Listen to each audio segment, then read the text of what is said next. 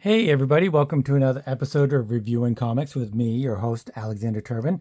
I'm going to continue on the journey of finding out Lady Deathstrike, her origins, her motivations, everything about her. This last week was the first appearance of Lady Deathstrike in Daredevil 197, and I had some mixed feelings about it, about the art and the writing and everything like that. But before we get into that, I'd like to show you some of my own work. This is my newest project right here. Well, not project. It's Queller #1. And he is really my marquee character that I've really enjoyed to write and draw the most. And this is actually reprints from Random Access #3 and #5 from Volume 2, which are our color. And it has all of the first appearances or the first pages of those comics. And this is 24 pages, and it's all on newsprint. I've decided that I've conquered the newsprint riddle, and the individual issues that I have are going to be on newsprint. I can't do random access on newsprint because yet, maybe at some point, because it's just too finicky. My printer's just too finicky.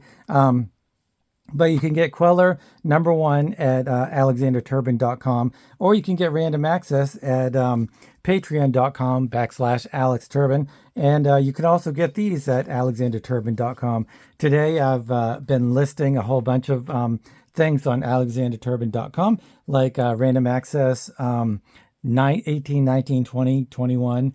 And you can also check out Mutandis and The Forlorn and all of my other stuff, not Cat and Mouse, on my website, or you can just message me at AlexTurbin04401 at Instagram. So now that we got the shameless promotion out of the way, and I appreciate every single order that you guys send my way. I love making comics. I love reviewing comics. I love selling comics. I love comics in general, and just doing any of this stuff is a pure joy for me. So we passed, like I said, Daredevil 197. It had some Klaus Janson art, and it had some different artists, and they actually introduced the majority of the art was done by William Johnson. And I wasn't really too enamored with his art. The inking was done by Mike Mignola, and everybody loves Mike Mignola. He's one of the greatest of all time. But the inking, I didn't really love it so much. So Daredevil 198, and then after 198 we have 199, and that finishes the Daredevil run of Lady Deathstrike and her origins, really. And then it really turns to another chapter in the Lady Deathstrike book, which is the Alpha Flight 33 and 34. And then we'll finish off with X-Men 205, which is what I'm really looking forward to. But Daredevil 198, it's another funky one because it's in between Frank Miller's runs and David Mazzucchelli and Klaus Janson. They had some spectacular runs on Daredevil. Probably some of the best comic books ever written and ever drawn. And it's really hard to fill in characters and stories and artists and stuff if you're trying to follow such great enigmatic figures. Maybe enigmatic isn't the right term. I would say colossal artists and writers. But they do a great job. The second issue of the introduction of Lady Deathstrike I enjoy a lot more. But one of the best things I love about this comic is the cover. I really love this cover. Carl Potts is one of my favorite artists, and I really, really wish he had done more. I think he did some stuff, quite a bit of stuff with Alien Legion, so I might have to check out some more of that. Somebody let me know what Carl Potts has done that's really of noteworthy, because really my favorite things of him are the covers that, like I said, which this looks very Dave Mazzucchelli-ish. But also I had a poster of the X-Men women, and they were just lounging out at the pool, and I might get that again if my wife doesn't mind too much, because it's a little, well, it's hot X-women at the pool. So I love those illustrations. I love the cover, and it's really fantastic. And I kind of wish the whole thing was drawn by him, but it wasn't. It was drawn by this William Johnson, who, again, I said he the first issue they introduced him as the penciler, and he was inked by Mike Mignola, and it was kind of really.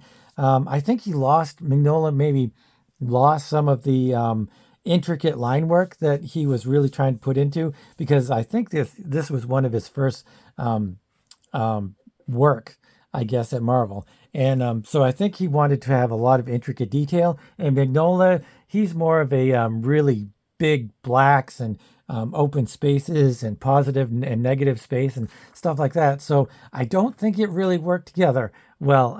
And, it's a funny thing because you can have a fantastic penciler and a fantastic artist on the other side, and sometimes they just don't mesh.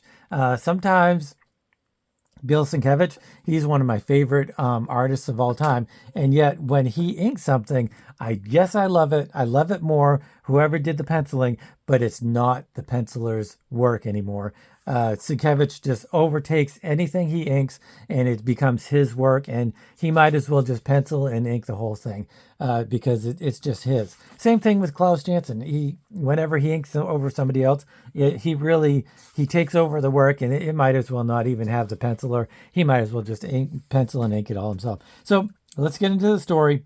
We had Daredevil flying to Japan to find Bullseye, who was resurrected by the Hand, and he meets this woman, Yuriko, and I think it's Yuriko. Is that her name? I always get her confused with Wolverine's wife there. But yep, they're in Japan. They fight a few fight scenes and stuff like that, and he ends up going back to his hotel, and I guess he's gonna gonna meet up with her later on. So he's breaking into his hotel because he doesn't have his regular Matt Murdock clothes anymore, because when he changes from Matt Murdock to Daredevil, he just chucks them. I don't know why they don't carry duffel bags around with them or something. But anyway, he's talking about, this is also, I think, a little bit better written than 197. I don't know why. I think maybe Denny was trying to emulate Frank Miller or something. Denny O'Neil is the writer. William Johnson is the penciler. Danny Belmondi is the inks, and Joe Rosen is the letterers. And I think maybe Denny O'Neil was just trying to copy Frank Miller, trying to do some of the isms that he has and he does, and it just really kind of fell flat for me. But the second issue, he really kind of comes into his own, and I think the work between William Johnson and Denny O'Neil, they kind of mesh together a little bit better, and I really kind of like it a little bit more. So we have Daredevil. He's calling somebody. He's calling New York. He wants to talk to Ben Urich, I guess. But something happens and it goes dead or whatever. So the next day he wakes up and he meets Yuriko, and they're talking, but they're being overheard by some of the Hand assassins, and they're just kind of like milling about trying to figure out what to do. And but the other guy on the side said to take Yuriko prisoner and to kill Matt Murdock, but in a sly way, like it's just street thugs and not Yakuza Hand type people. So Matt and Yuriko, they're just talking about why she wants to, why he wants to see Bullseye, why blah blah blah, why he's in Japan, all this kind of stuff. But then he does make the call to Ben Urich, and he's asked at some other point for Ben to find some information about her father. We don't know that he is her father at this point, but I mean, come on, really? Anyway, the Hand comes in, and they try to, or they're going to try to assassinate Matt. But before that, Ben goes through this whole thing about Darkwind and how he was a kamikaze pilot, and he lived and he wrote a book, and he made a whole ton of money. And because of that money, he bought an island, which is pretty far out because, writing a book and buying an island seemed pretty far between me. But it is what it is. And so Ben just keeps talking and telling him about his daughter and how Darkwind scars all of his children. He had two sons, and they were killed trying to do something. Oh, they were killed trying to kill the prime minister. So the Secret Service of the prime minister must have saved him and killed them. But he still has the daughter. Matt doesn't make any kind of comment about Yuriko and the scars on her face, because I think he didn't see them, and maybe he didn't feel them, so he didn't know they were there. Even though he has all of his Daredevil powers, it didn't connect that she had tattoos or scars on her face. I thought they were tattoos, but I guess they're burn marks. So that Darkwind put on her face, and I'm kind of interested to see if that's just forgotten or what happens with that. So Ben is still talking on the line, and Matt has to fight off these hand soldiers, and I think they're hand soldiers, or they're just Yakuza soldiers, but I think they're the hand. And so he has to fight them off while Ben is still talking. And of course, Daredevil, he can hear everything that Ben is saying, even though he doesn't have the phone up to his ears, which is pretty cool. And he's using his radar and stuff. And somebody's going to shoot a gun, and he's like can hear the bullet, the click of the gun, so he can dodge out of the way of the bullets. And I'm going to go back into William Johnson's artwork later on and kind of show you what some of the things that I like and don't like about it, which, most of this I really enjoy. So Daredevil avoids the gun, and the hand guy just kind of takes off, flees away, and he can't really follow him because he's supposed to be this blind guy or whatever, even though she doesn't know he's blind, which is kind of weird. So they take a train, they're going to the island, and apparently there is a psychic bond between Bullseye and Daredevil because of this hatred, which Darkwind actually explains late in this panel here, that they have such a hatred for each other that they're psychically linked, which is kind of weird, but kind of interesting at the same time. There's a lot of mysticism going on with the hand and the when Frank Miller was doing it anyway, and it probably transposed to this storyline as well.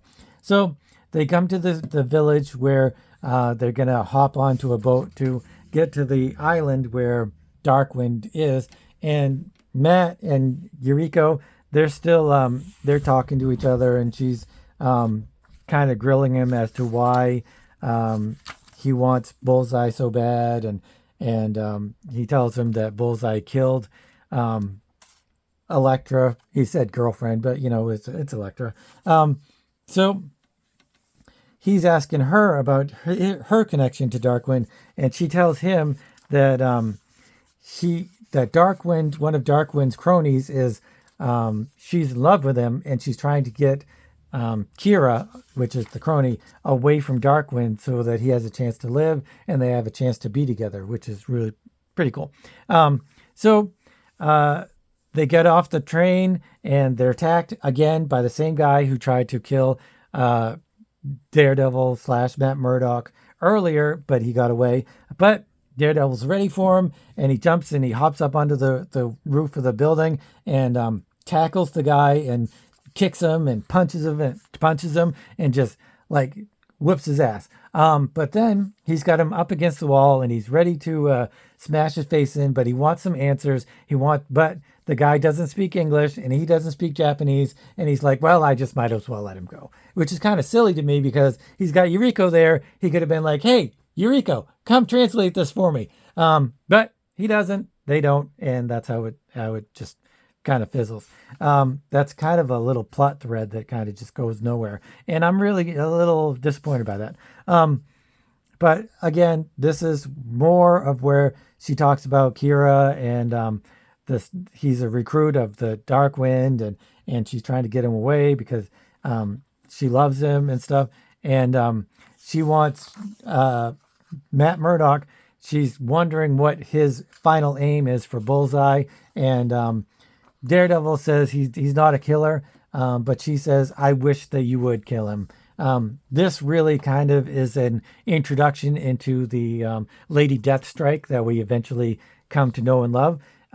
But then it flash forwards or flash sideways to New York, where there's Foggy Nelson and his hated wife, which is, I'm not entirely sure about the story here. I've got to go back and read every single one of my Daredevils. That just has to happen.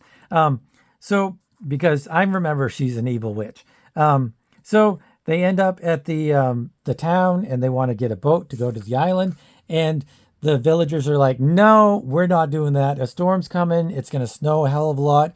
And we're afraid of Darkwind, so we're not going to bring you there. So Matt Murdock / Daredevil says, offer to buy the boat and offer him triple or double of what he said that he would accept. So he definitely wants the boat. So they're going across the water. I don't know if it's the ocean or if it's a giant lake or what. But I think it's the ocean, which would kind of make sense because they're going to the coast and then they hop a boat onto the island, which is pretty cool. So he's on his way. Daredevil's on his way to the island, and Bullseye kind of wakes up and he's like, Daredevil's on his way. I want to go kick his ass. And so he gets out of bed, hops out of bed, tries to hop out of bed, but Darkwind is like, no, chill out. You're not going to go fight Daredevil like this. Your head's still hurt. We just brought you back to life. You're still recuperating. I'm going to send these 3 badass samurais, because this is like Lone Wolf and Cub. And so we're going to send these badass samurais to go and fight Daredevil and kill him. And so they do that. They arrive at the island, and Daredevil's pulling the boat up onto the shore. It's really windy and snowing and everything. He's hoping it doesn't blow away. And so this is kind of weird. This threw me for a loop for a second. Yuriko says that you have to wear, Darkwind demands that people on the island dress in traditional garb. So she has some clothes for Daredevil to wear, she gives it to him. But before he does that, he puts on his Daredevil costume in front of her. And so she knows Matt Murdock's Daredevil, but everybody in the Marvel universe knows who Daredevil is, which is pretty insane. There's got to be some Doctor Strange spell that he has to use someday where he erases everybody's memory that Matt Murdock is Daredevil. So she's like, how are you gonna see through this snowstorm? It's so horrible. And he's like, I don't need to see, because he's Daredevil. So we come across a bridge, very Lone Wolf and Cub esque, and there's the 3 samurai that are gonna kill him, and she's like, excuse me, she's like, let's take off, let's go around, let's go some other way. These guys are really dangerous, and they're gonna hurt us bad. But he's like, no, let's go fight.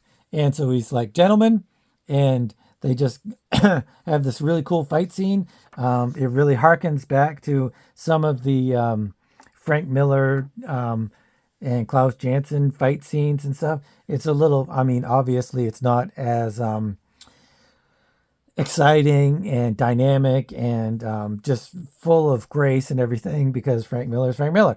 But William Johnson does a really good job in this fight scene. And I kind of wish there was more panels. Usually fight scenes, I want bigger panels and less of them to kind of just show the action sequences a little bit better. But really, I kind of wish that, the panels were shaped a little differently, and it was a little bit more dynamic. But it's pretty good. William Johnson does a really good job. I'm really into the whole fight sequences and stuff, and it's really pretty cool. Daredevil dispatches all of them, and then, he dispatches 2 of them, and another one throws a I can't remember the chain weapon. It begins with a K. Kumuro. If anybody knows, let me know. So he's fighting the guy, and he actually whoops him. And that's Bullseye. I didn't catch that at first. So he whips the guy with the chain and knocks him down, and then somebody says, "We won." And Daredevil says, "Going to try now?" And she says, "Try, Yuriko." And he says, "To kill me? Why would I do that?" And he talks about how Ben told him about the daughter that was scarred by Darkwind, and it didn't really click until then. And he thought that she was trying to lead him into a trap and stuff, but she really wasn't. She was being honest about her love for Kira, and she really wanted to get him out of there. And Daredevil, obviously, he can tell people's heartbeats, he can tell their rhythms and stuff. So he knows if somebody's lying, and she's not. So she wants him to kill the samurai that's laying on the ground. But Daredevil obviously is like, no, I'm not going to do that. Some awesome John Byrne stuff here. And I love old comics. Who doesn't love old comic books? So she's like, "You are merciful." And Daredevil says, "I'm not always merciful." Maybe talking about when he tried to kill Bullseye, or did kill Bullseye. And then she gives him the traditional samurai dress, and he puts it on over his Daredevil costume, which is a little silly. But this last 3 panels, they're hiding out in like a farm shed or a barn or something. And she says something about, "I understand it is cold and dark and fearful in this place, and the touch of a stranger is all we have, and it may be enough." So do they have sex? Does Yuriko and Matt Murdock have sex? I mean, he's always having sex with everybody, but he's kind of the Captain Kirk of the Marvel Universe. But yeah, I think Yuriko and Daredevil have sex. Let me know what you guys think about that.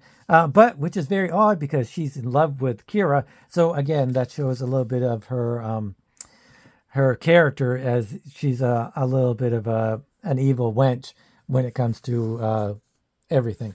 So here's the letters page, and then it's all done. So I really enjoyed it. The writing I thought was, like I said, much better than the first issue that Denny O'Neil did. I don't know if that was the first one, but 197 anyway.